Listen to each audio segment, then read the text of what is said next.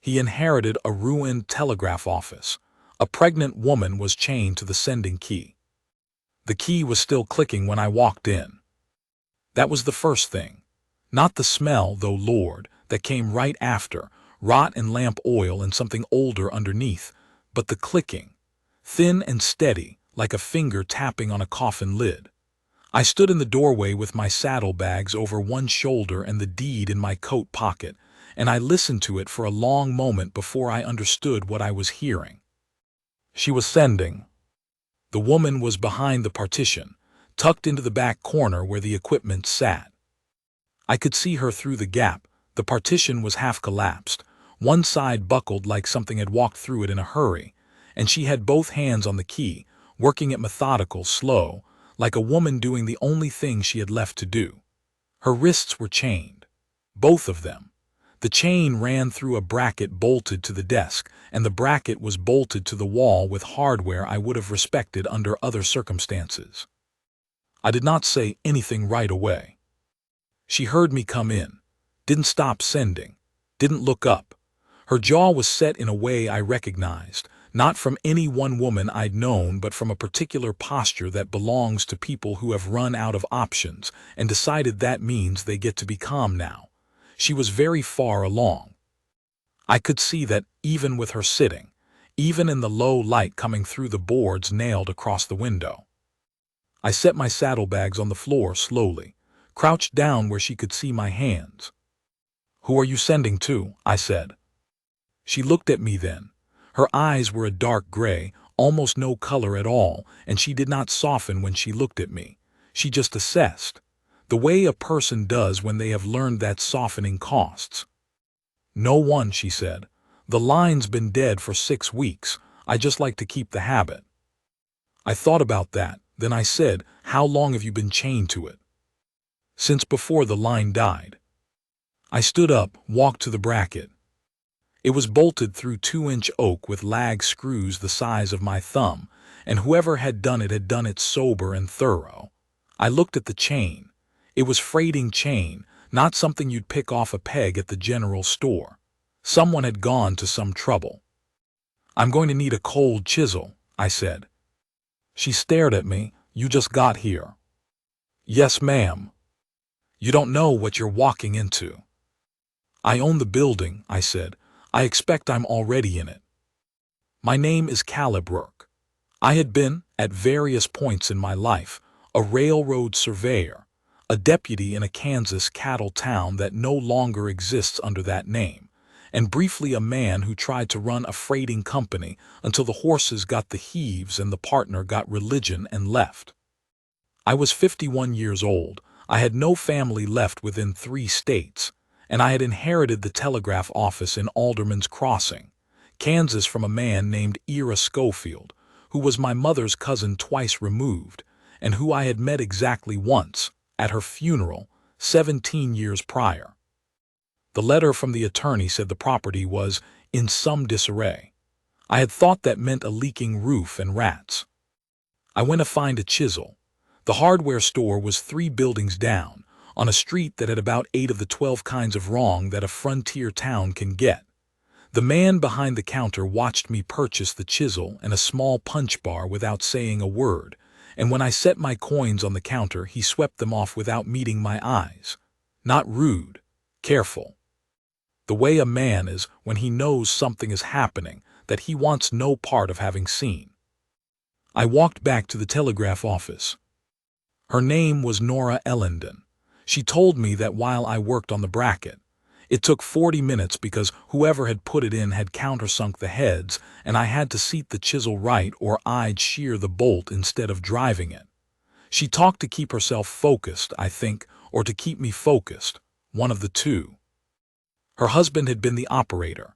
She had learned the key herself, beside him, the way a wife does when the work comes home, and the evenings are long, and you'd rather learn the thing than sit apart from the person.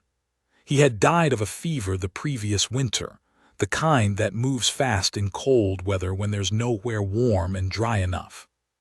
After he died, a man named Pollard, she said the name the way you'd say the name of a disease, had come and told her the office was his now. Said he had a bill of sale. Said her husband had signed it. Did he? I said. Ira Schofield didn't have any heirs that Ned knew of, she said. So no, I don't think my husband signed anything. I think someone signed it for him after.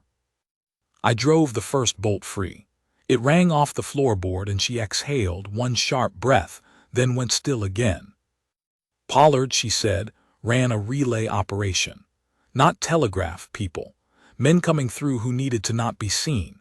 It turned out that a telegraph office in a town with one through road and a night marshal who drank was useful for things other than messages. You could move a man through in the small hours, rest him in the back, feed him, put him back on a horse before dawn. If the operator knew the traffic on the wire, knew which towns were watching and which weren't, you could route a great deal of cargo very quietly. She had been kept because she knew the key, and because Pollard, she said, was the kind of man who kept things on principle. You sent warnings, I said. It wasn't a question. The line had been dead 6 weeks. She'd been chaining herself to a dead key. When it was alive, she said, for about 2 weeks before they cut it, whoever was on the other end never answered back. The second bolt came free. The bracket dropped half an inch. I worked the chain loose from the desk, and she lifted her wrists off the wood for the first time in, she didn't know exactly. Weeks, she said. The skin underneath was raw but not broken. She held her hands in her lap and looked at them like they belonged to someone else. I still had the chain to cut. The lock was a padlock, good iron, nothing I could work with what I had. I told her I needed to go find a hacksaw or a bolt cutter if anyone in this town had such a thing.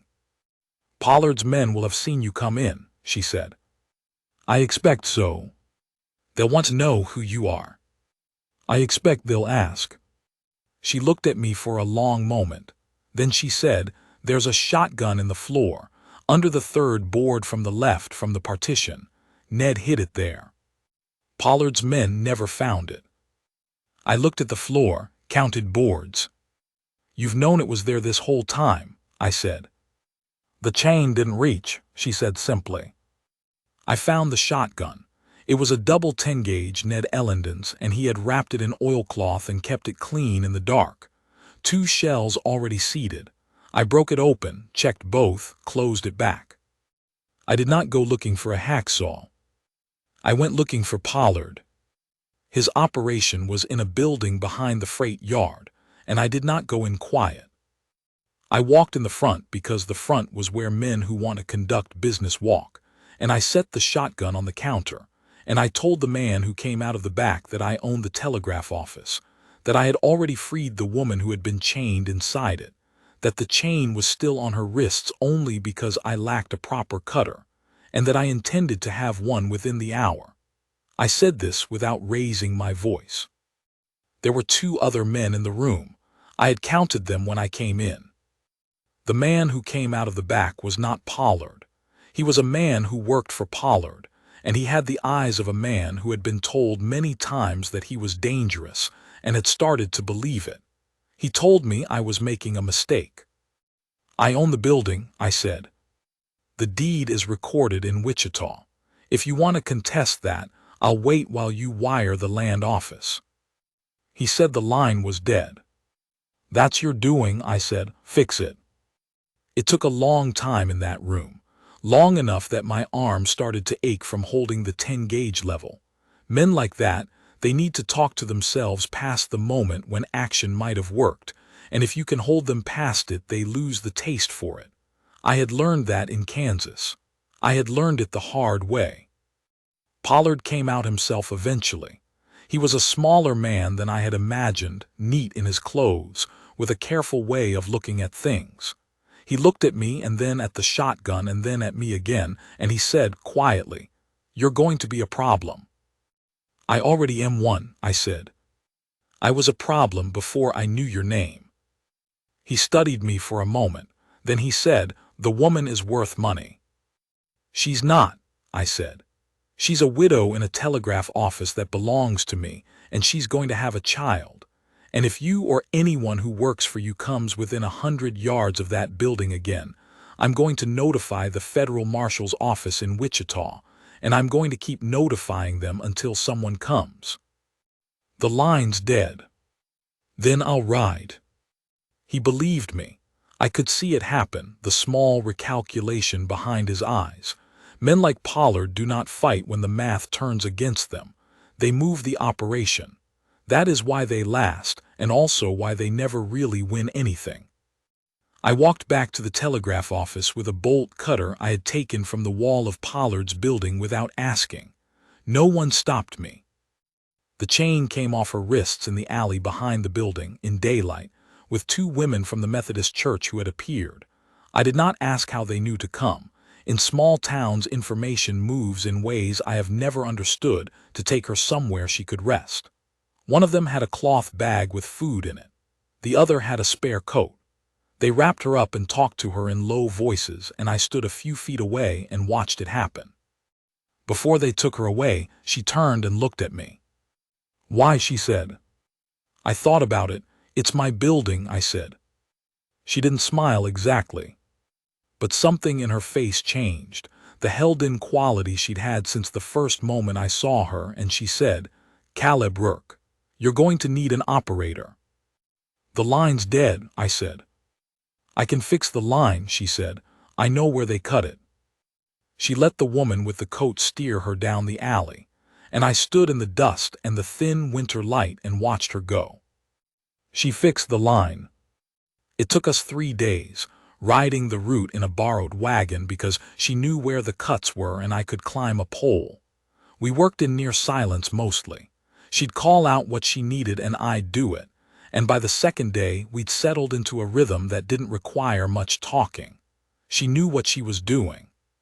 She'd been running that key beside her husband for 6 years, knew the code better than I did, and I'd learned it in the Army.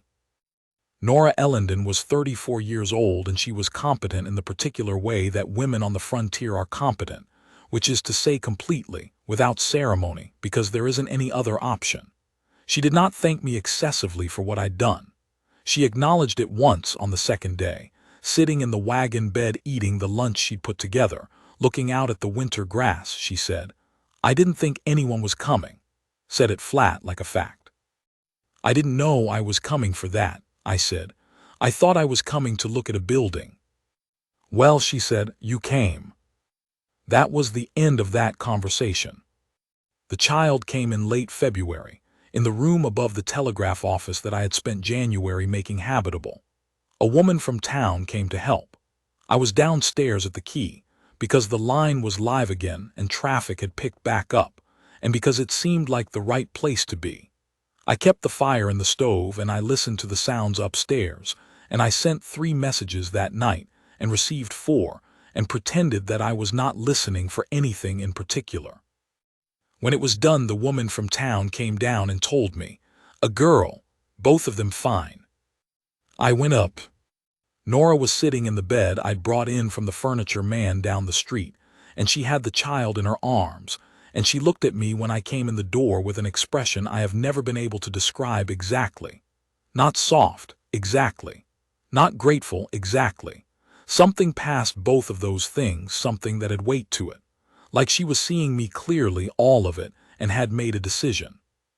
"Come look," she said. I sat on the edge of the bed and looked at the child. She was very new. She had her eyes open, dark, like her mother, and she looked at me with the absolute lack of opinion that newborns have, taking inventory. "Her name is Agnes," Nora said, "after my mother." "Good name," I said. Nora put her free hand over mine where it rested on the quilt. Her grip was firm. It was the grip of a woman who had held a telegraph key for weeks in the dark, steady, waiting, sending into silence, and it was the grip of a woman who had decided that whatever came next, she was not going to be uncertain about it. She didn't say anything. She didn't need to. Outside, the town was moving through its ordinary evening. I could hear the freight wagon on the road and someone's dog and the wind coming down from the north like it always did that time of year. The lamp on the bedside table made its particular sound, the low hiss of good oil burning clean. I did not move my hand. We married in April, when the ground had softened enough to plant, and the light came back long and level across the plains in the evenings. The minister from the Methodist church did it, the same one whose wife had come with the coat that first day. I wore the same clothes I'd worn into Alderman's Crossing. Nora wore a dress she'd made herself, pale blue, and she carried Agnes in the crook of one arm all through the ceremony because the child started to fuss when she set her down, and Nora did not believe in letting a thing that could be solved go unsolved. After we walked back to the office in the late afternoon light, the three of us, and I held the door. She went in first, then turned and looked at me standing in the doorway with the sunset behind me, the way she'd looked at me that night in the bedroom, that same clear-eyed wait. "You going to stand there all evening?" she said. "I was thinking about it," I said. Agnes made a sound. Nora shifted her, settled her, and the evening light fell across them both, my wife